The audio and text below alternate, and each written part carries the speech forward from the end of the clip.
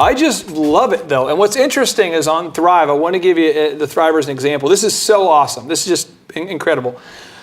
4 of the people on Thrive, who I would argue, 4 of the Thrive mentors, who are probably some of the wealthiest individuals, always send thank you notes in blue pen. And it could be just the smallest interaction. You see them someplace, they send you a thank you note or a little note. And I'm so impressed by it. And I just think that when we say success is the place where opportunity meets preparation, I would really be missing the boat here if I didn't mention that. So I appreciate you doing that. It's been a fun example for me to learn from. Now, life lesson number 8, earn the trust and respect of your new team. This deals with when you're starting your first job, Yep. or any new job for that matter. I made the mistake when I began my first job at MidFirst Bank in Oklahoma City. I thought that everybody needed to know how great I was. You know, they needed my resume. For some reason, I just felt like that would help me get on the team or whatever if I would just share with them my many accomplishments. Yeah.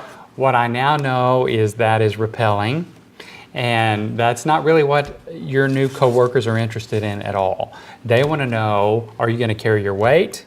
They want to know if you can be trusted, and they want to know if you're going to be a team player.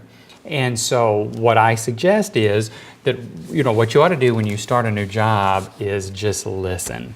No, at any level. It doesn't matter what level. As we all know, anybody that starts a new job with, well, this is the way we did it at my old job, it's alienating. Everybody's proud of the company, and there's a reason they do things the way that they do. You can implement new ideas, but only after you have developed a rapport with your coworkers. In your book, you talk about this. You have to earn the respect first, and then you begin to lead. Right. That is counterintuitive, I think, to what most people would think. This idea that you want to earn the team's respect first. For anybody watching this who's maybe newly promoted as a manager, yes, or somebody who's new to a position, how do you go about earning the respect of the team? We talk about a number of ways in the book, but I think a few highlights would be you need to outwork everyone. Don't ask them to do things that you wouldn't do. I have always made a practice of getting there 5 minutes before and 5 minutes after everyone else. And my logic was, your boss, you could have worked all night. They don't know, And so I think you've got to put in the hours.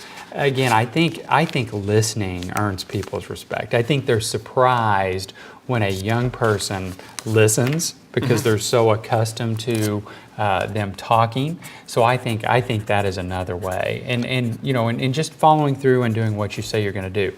Over time, it's not something that's going to happen immediately, but over time, people will really begin to trust you and respect you, and that's when you can really lead.